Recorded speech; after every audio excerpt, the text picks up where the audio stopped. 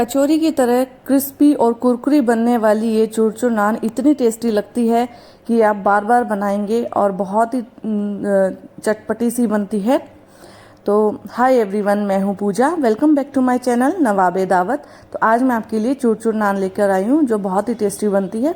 इसके लिए मैंने एक बाउल व्हीट फ्लावर लिया है, जो हम गेहूं का आटा यूज़ करते हैं डेली में, वही है। और हाफ बाउल मैंने इसमें मैदा यूज़ की है।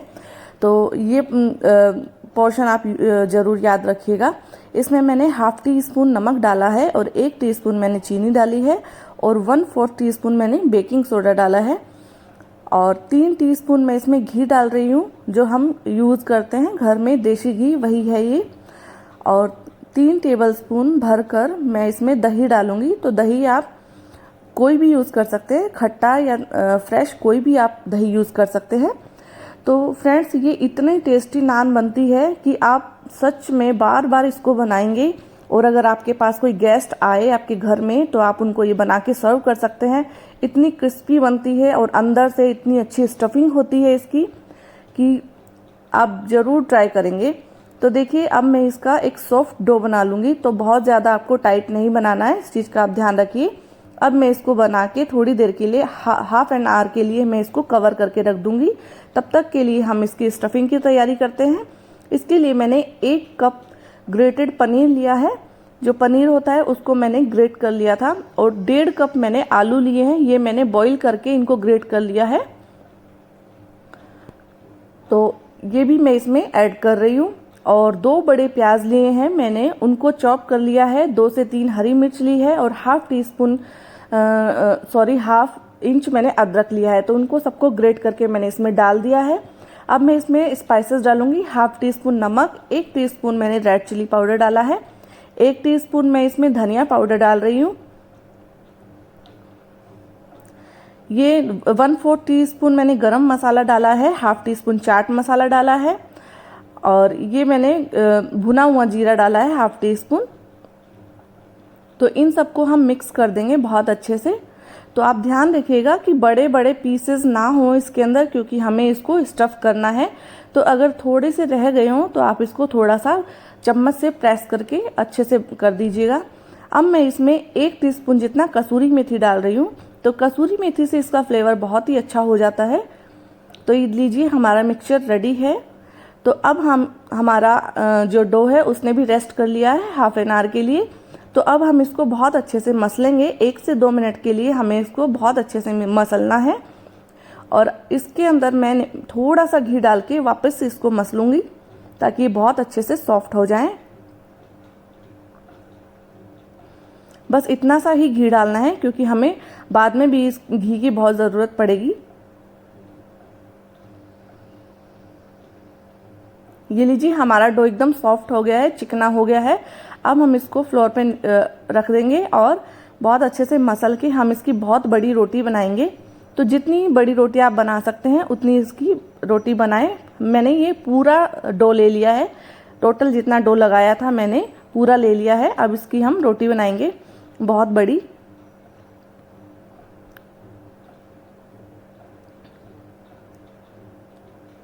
तो फ्रेंड्स, अगर आपको मेरी रेसिपी पसंद आए तो प्लीज़ लाइक कीजिएगा और चैनल को सब्सक्राइब कीजिएगा अगर आप नए हैं तो। और मेरे चैनल को अपने दोस्तों में शेयर करना ना भूलें और पास वाले बेल आइकन को भी क्लिक कर दीजिएगा ताकि मेरी सारी वीडियोस की नोटिफिकेशन आपको मिलती रहे।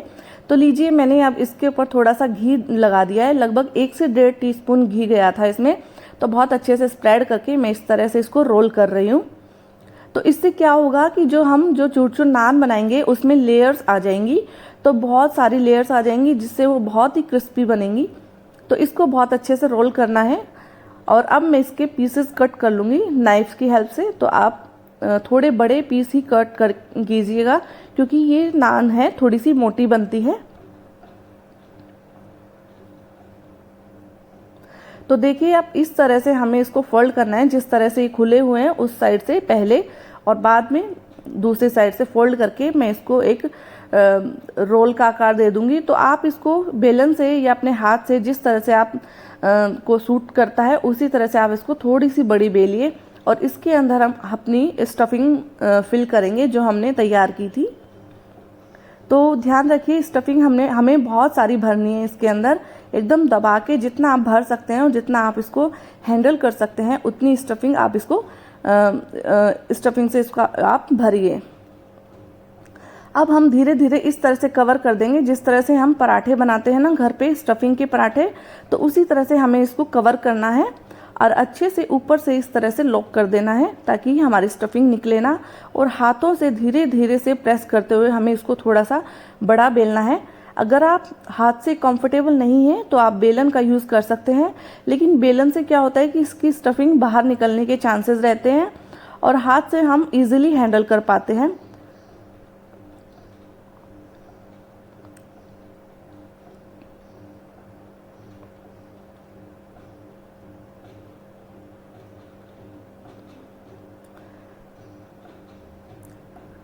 अब मुझे लगा थोड़ा सा मुझे बेलन का यूज़ कर लेना चाहिए, तो मैंने थोड़ा सा बेलन का यूज़ कर लिया है। तो ये हमारी एक रोटी रेडी हो गई है। अब मैं एक और रेडी कर लेती हूँ।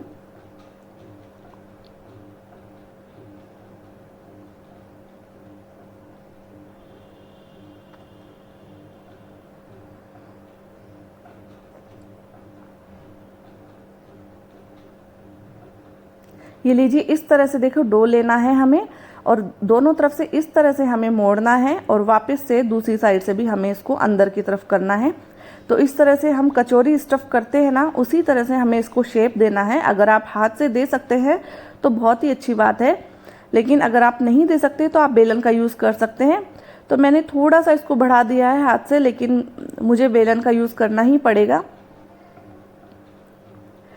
तो लीजिए, ये थोड़ा सा बड़ा हो गया है। अब हम इसमें अपनी स्टफिंग फिल करेंगे। तो स्टफिंग हमें बहुत सारी फिल करनी है ताकि जब बनती है तो ये बहुत ही टेस्टी बनती है। तो कम स्टफिंग में इसमें टेस्ट नहीं आता है। तो हमें कचौरी की तरह इसको लॉक करना है।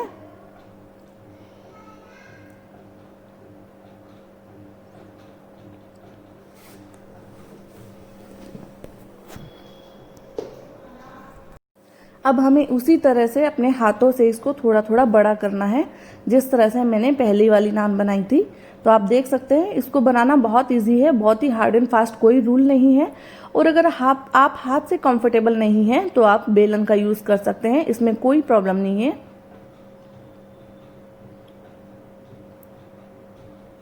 देखिए, ये मेरी रेडी हो गई है। दूसरी तरफ मैंने तवा गरम करने को रख दिया है। तो अब मैं इस पर एक अपनी नान रख रही हूँ।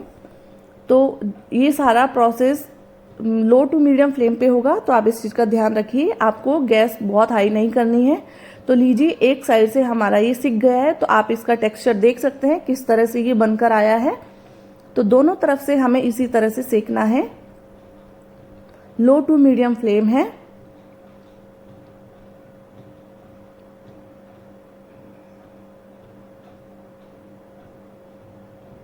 तो देख सकते हैं आप, दोनों तरफ से सेम टेक्सचर आया है। अब हम इसको गैस पर निकाल लेंगे और बिल्कुल लो फ्लेम पर हम इसको चारों तरफ से अलट पलट कर सेकेंगे।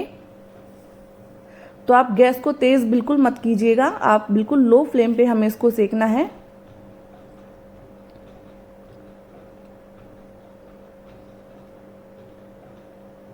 ये धीरे धीरे फूलना स्टार्ट कर देती है और हमारी एकदम क्रिस्पी नान बनकर तैयार हो जाती है, बिल्कुल कचौरी की तरह हम इसको तोड़ सकते हैं। तो आप इसको दाल मखनी के साथ या छोले की सब्जी के साथ या राजमा के साथ, आप किसी के साथ भी इसको एंजॉय कर सकते हैं। बहुत ही रिच नान बनती है, ये बहुत ही टेस्टी बनती है। ये लीजिए, दूसरी रोटी मैंने रख दी थी, वो भी थोड़ी बहुत सिक गई है, तो मैंने इसको भी पलट दिया है। थोड़ा सा घी लगा दिया है इस रोटी पे और आप देख सकते हैं, मैं आपको दिखाऊंगी इसको तोड़कर किस तरह से ये क्रिस्पी है। ये देखिए, बिल्कुल कचौरी की तरह ये टूटी है। तो आप इसको देख सकते हैं, आप अंदाज़ा लगा सकते हैं कि कितनी क्रिस्पी बनी है। तो इसी तरह से मैं दूसरी रोटी भी बना लूँगी। देखिए आप, इसकी स्टफिंग कितनी अच्छे से फिल हुई है ये। तो ये भी हमारी दोनों तरफ से सिक गई है। अब हम इसको भी गैस पर सेकेंगे।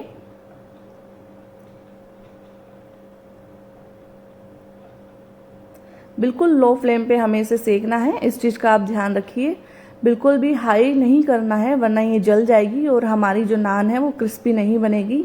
और एक बात फ्रेंड्स, इसको गरम गरम आप इंजॉय कीजिएगा, बहुत ही यम्मी लगती है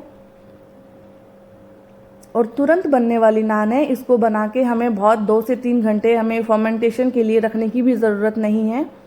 तो लीजिए, इस पर भी घी लगा दिया है, तो आप देख सकते हैं इसको भी कितनी कुरकुरी क्रिस्पी बनी है। तो एक एक नान हमारी क्रिस्पी बनेगी।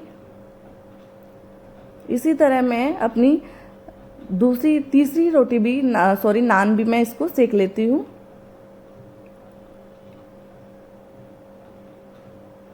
तो लीजिए, हमारी 3 नान रेडी हो गई है। इसी तरह से मैं 1-2 नान और बना लेती हूँ। तो आप देख सकते हैं हमारी क्रिस्पी और कुरकुरी चुरचुर नान एकदम रेडी है। तो इन्जॉय कीजिए इसको दाल मखनी या छोले की सब्जी से, बहुत ही मज़ा आने वाला है। और अपने गेस्ट को भी आप इसको बना के सर्व कीजिए, यकीन मानिए वो आपसे पूछे बिना नहीं रहेंगे कि आपने इसको कैसे बनाया है। तो चलिए फिर मिलते हैं नेक्स्ट वीडियो पे, तब तक के लिए बाय।